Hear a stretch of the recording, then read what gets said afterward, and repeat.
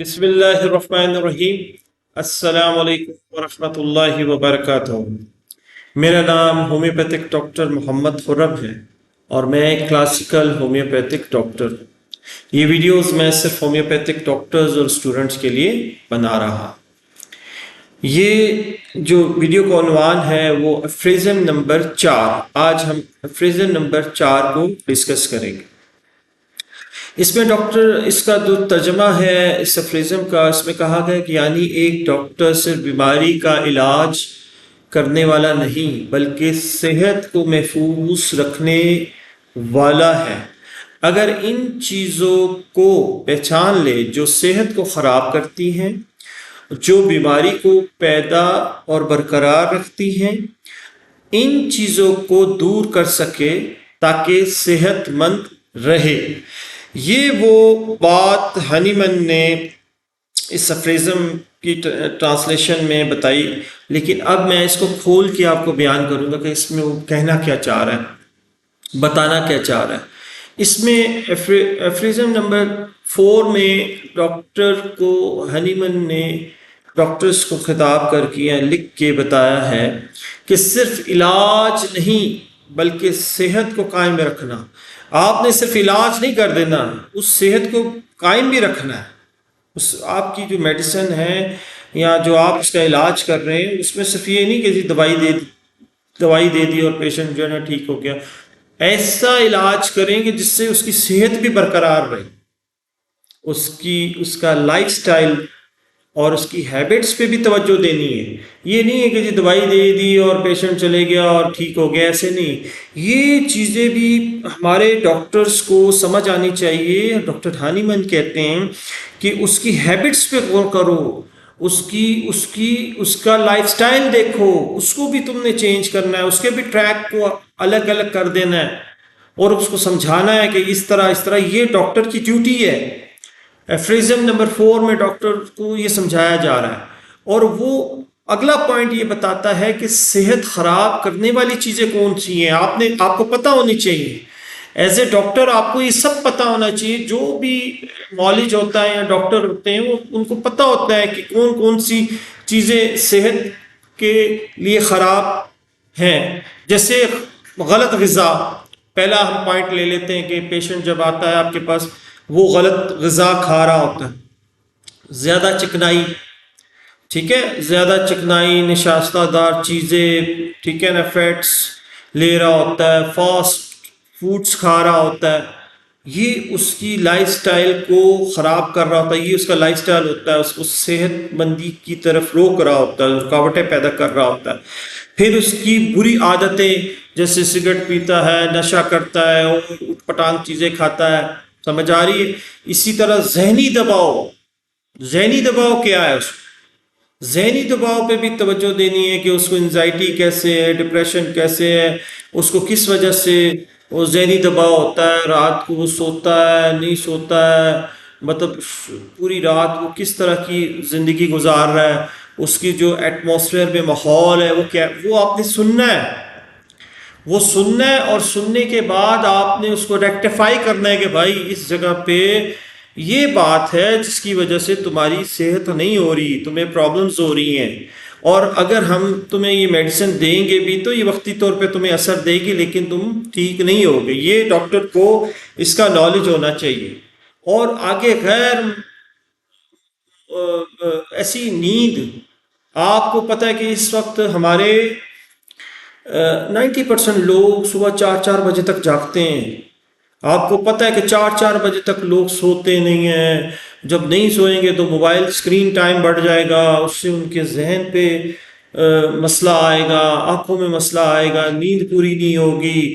لیکن جی medical science یہ کہتی ہے کہ ایک ہارمونز نکلتا ہے جو مغرب کو سورج غروب ہوتا ہے تو اس وقت نکلتا ہے، اور وہ تقریباً رات کو 10-11 بجے تک آپ کی باڈی میں سے ریلیز ہوتا رہتا ہے، اور وہ کب آپ کی باڈی میں ہیلنگ کرتا ہے؟ جب آپ سوتے ہیں، جب اندھیرا ہوتا ہے، آپ کے کمرے میں اندھیرا ہو جائے گا اور آپ سکون ہو جائیں گے، آپ کی باڈی ریسٹ میں آ جائے گی، تو وہ سارا دن جو آپ کے سیلز ٹوٹے ہوتے ہیں اس کو ریپیئر کر رہا ہوتا ہے. یہ نیچرل پروسیس ہے جو اللہ تعالیٰ نے بنایا.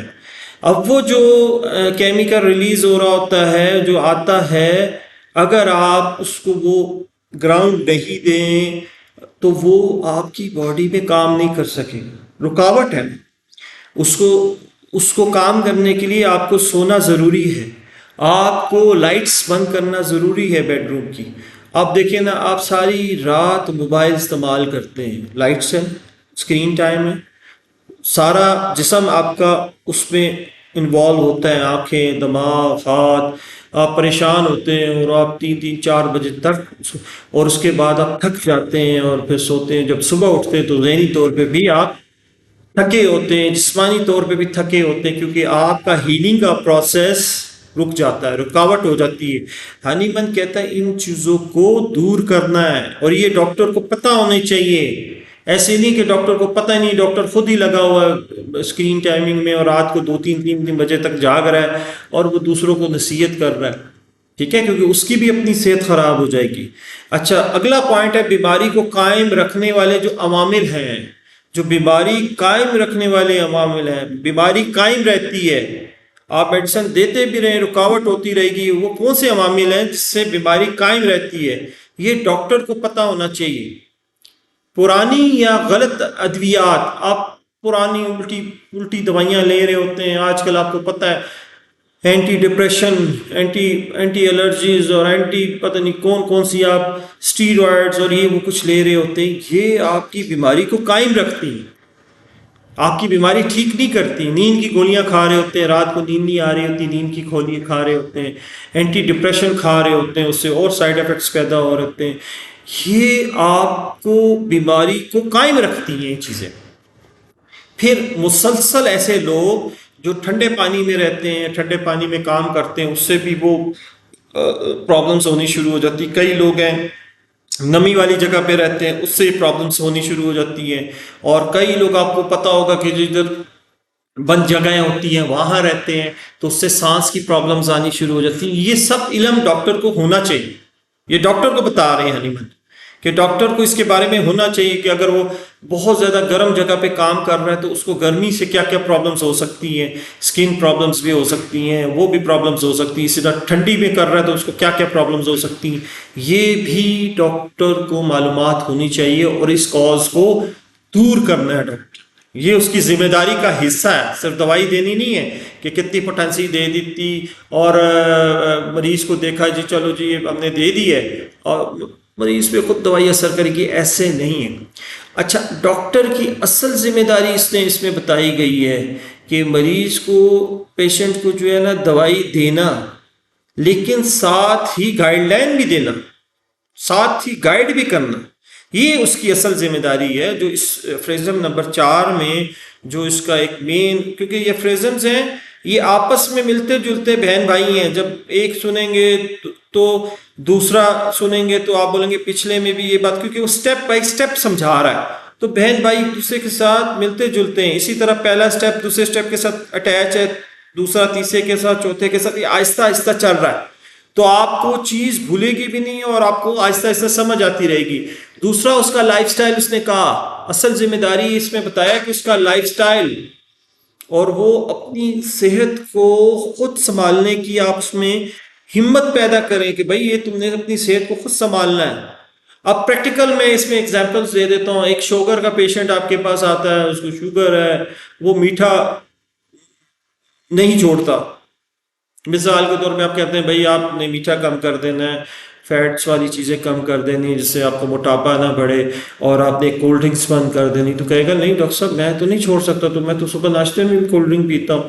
تو مجھے بتائیں ہماری دوائی فائدہ نہیں دے گی، بلکہ دنیا کی کوئی بھی دوائی فائدہ نہیں دے گی. یہ ایک مثال دے دوں.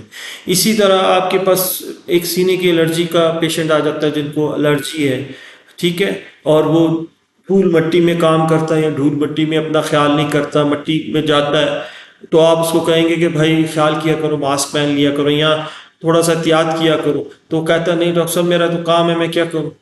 تو بیماری برقرار رہے گی. یہ بھی مثال ہے. تو یہ اس ڈاکٹر کے فرائض میں یہ عوامل آتے ہیں. یہ ڈاکٹر کے فرائض میں آتے ہیں۔ اس ایفریزم میں ڈاکٹر ہانیمن نے جو ہمیں سمجھایا ہے وہ یہ ہے، یہ مختصر سی بات ہے کہ جی آپ کے پاس پیشنٹ آئے گا تو آپ کو وہ کاز جو ہیں اس کو سمجھنا ہے، اس کو ہدایت دینی ہے، اس کو بتانا ہے، اس کی بیماری کے مطابق یہ سمجھانا ہے۔ مثال آپ نے دیکھا ہوگا ایلوپیتھک میں یا کسی بھی وے میں جاتے ہیں تو اس کی سائٹ پہ لکھا ہوتا ہے پرہیز، تو ڈاکٹر کیا کرتا ہے اس پرہیز میں اس بیماری کے مطابق، میں ان کا وے آف ٹریٹمنٹ بتا رہا ہوں کہ وہ بیماری کے مطابق اس کو ٹک مارک کرتا جاتا ہے کہ یہ کھا لو، یہ کاٹ دو، اس کو کاٹ دیا، یہ نہیں کھانا، یہ نہیں کھانا۔ وہ اتنی لمبی تقریر اور اتنی لمبی چیزیں نہیں سمجھاتا۔ تو آپ مریض کو سمجھانا ہے آپ نے، یہ کاغذ پہ نہیں کہ جی یہ پرہیز کر دیں، یہ پرہیز کر دیں۔ وہ پرہیز جو بتانا ہے اس کی بیماری، اس کے کاز، اس کے فیکٹرز، کاز آف فیکٹر جو پرابلم کو لے کے آیا اس کے مطابق آپ کے پاس علم ہونا چاہیے۔ ڈاکٹر ہانیمن کہتا ہے کہ آپ کے پاس اس کا پورا علم ہونا چاہیے، نیچر کا پورا علم ہونا چاہیے کہ ٹھنڈی سے کیا پرابلمز ہو جاتی ہیں، گرمی سے کیا پرابلم ہو جاتی ہیں، کون سی ایسی بیماریاں جس سے سانس میں پرابلمز آتی ہیں، کون سی ایسی بیماریاں جس میں شوگر ہوتی ہے، بلڈ پریشر ہوتا ہے۔ اب ہارٹ ڈیزیزز جتنی ہوتی ہیں، وہ سگریٹ پینے سے، نشہ کرنے سے، فیٹی لیور ہونے کی وجہ سے، موٹاپے ہونے کی وجہ سے ہوتی ہیں۔ اگر آپ کو نہیں پتہ ہوگا، ایک اچھے معالج کو یہ چیزیں نہیں پتہ ہوں گی تو مریض کا علاج صرف دوائی سے نہیں کر سکتا۔ تو آپ کو پتہ ہے کہ مریض جو ہوتا ہے وہ صرف ڈاکٹر کی یا معالج کی بات سنتا ہے اور اس پہ عمل کرتا ہے، کیونکہ اس کے پاس آیا ہوتا ہے اور وہ سمجھ رہا ہوتا ہے کہ یہ ڈاکٹر میرا علاج کرے گا۔ تو وہ نہ اپنے ماں باپ کی سن رہا ہوتا، نہ بہن بھائیوں کی سن رہا ہوتا، میں بیوی بچوں کی سن رہا ہوتا۔ وہ کہتا نہیں مجھے ڈاکٹر نے کہا، اگر وہ چاہتا ہے صحت کی طرف آنا تو وہ کہتا نہیں مجھے ڈاکٹر نے کہا کولڈ ڈرنک نہیں پینی، میں نے نہیں پینی، مجھے ڈاکٹر نے کہا ٹھنڈی چیز نہیں کھانی، میں نے نہیں کھانی، اگر میں کھاؤں گا میری بیماری بڑھ جائے گی۔ وہ خود بتا رہا ہوتا جس نے ٹھیک ہونا ہوتا۔ تو آپ نے اپنے مریض کو یہ گائیڈ لائن دینی بھی ہے، سب سے پہلے سیکھنی ہے، سمجھنی ہے۔ آپ نے صرف اس چکروں میں نہیں پڑے رہنا ہے کہ کیس ٹیکنگ کیسے کرنی ہے، میڈیسنس کیسے کرنا ہے، یہ چیزیں بھی آپ کو انسانی فطرت کے مطابق سمجھنی ہے، اور اس کو پہلے ہڈلز کو دور کرنا ہے۔ جیسے جیسے آپ ہڈلز کو ان کو دور کریں گے آپ کی میڈیسن اسموتھ وے میں جائے گی۔ آپ دیکھیں گے پانی میں کچرا آیا ہوتا ہے، بند ہوا ہوتا ہے، تو آپ اس کچرے کو جیسے نکالتے ہیں پیچھے سے فلو سپیڈ میں پانی آ جاتا ہے۔ تو یہ ہڈلز کو دور کرنا ہے، مریض کو بتانا ہے، سمجھانا ہے، پیار سے، طریقے سے، طنز سے نہیں۔ آپ نے طنز کر کے نہیں بتانا کہ بھائی آپ تو سگریٹ پیتے ہیں تو یہ کرتے ہیں، آپ تو موٹے ہو گئے، تو نہیں، پیار سے اس کو سمجھانا ہے، معالج بن کے ماں کی حیثیت سے اس کو سمجھانا ہے کہ بھائی یہ چیز آپ کے لیے نقصان دہ ہے، آپ کے چھوٹے چھوٹے بچے ہیں، آپ کیسے، ان کا کون خیال کرے گا، آپ نے تو زندگی گزار دی ہے، گزار رہے ہیں، بچوں کا کیا ہوگا یا آپ کی فیملی کا کیا ہوگا۔ طریقے سے ان کو سمجھانا ہے، تو اس سے یہ ہوگا کہ مریض آپ کی بات سن لے گا، سمجھ لے گا، اور پھر جو آپ اپنی تھیراپی کے مطابق اس کو دوائی دیں گے تو انشاءاللہ وہ اثر کرے گی۔ تو میرے خیال سے یہ ایفریزم آسان تھا، سمجھ آ گیا ہوگا۔ کسی بھی ایفریزمس میں کسی بھی ڈاکٹر کو کسی قسم کا کوئی کیوری، کوئی سوال ہو، ڈائریکٹ مجھے فون کریں، میسج نہیں کرے، ڈائریکٹ فون کریں کہ میں اسٹوڈنٹ ہوں، میں آپ سے بات کرنا چاہتا ہوں۔ ایفریزم 1 2 3 4 تک آپ سمجھا دیا مجھے، تو ڈاکٹر صاحب مجھے اس کے بارے میں یہ بات کلیئر نہیں ہوئی، تو میں اس کو کلیئر ساتھ ساتھ کرتا جاؤں گی۔ ساتھ ساتھ چیزیں کلیئر ہوتی جائیں گی تو انشاءاللہ تعالیٰ آپ حیران ہو جائیں گے کہ ہم کتنا آگے جائیں گے۔ تو کوشش کریں اس کو سنیں، سمجھیں۔ روز اگر ایک ویڈیو آپ 10 منٹ 15 منٹ سن لیتے ہیں، اس پہ تھوڑا سا آبزرویشن رکھتے ہیں، سوچتے ہیں ہاں یار یہ تو صحیح کہہ رہا ہے، ہاں یار یہ تو میں نے ویریفائی کیا، واقعی یہ تو بات کتابوں میں بھی لکھی ہے، آرگن آف میڈیسن میں بھی لکھی ہوئی ہے، ہاں یار یہ اس کا ٹرانسلیشن بھی ٹھیک ہے، لیکن یہ جو ایکسپلین کیا گیا، یہ ڈاکٹر صاحب نے بتایا بالکل اچھے طریقے سے مجھے سمجھ آ گیا، تو وہ آپ کی زندگی کا حصہ بن جائے گا۔ پھر آپ کے پاس جب پیشنٹ آئے گا تو آپ کو ایفریزم ذہن میں فوراً آ جائے گا کہ بھائی مجھے اس پیشنٹ کو کیا ہدایت دینی۔ تو چلے دعا کریں اللہ تعالیٰ ہم سب کے دونوں جہان بنا کے رکھے، دونوں جہانوں میں جو بہتر نصیب کرے، جو نہیں ہے ہم سے دور کر دے، اور ہمیں صحیح معنی میں صحیح علم حاصل کرنے کی توفیق دے اور صحیح علم دینے کی توفیق دے۔ آمین۔ اللہ حافظ۔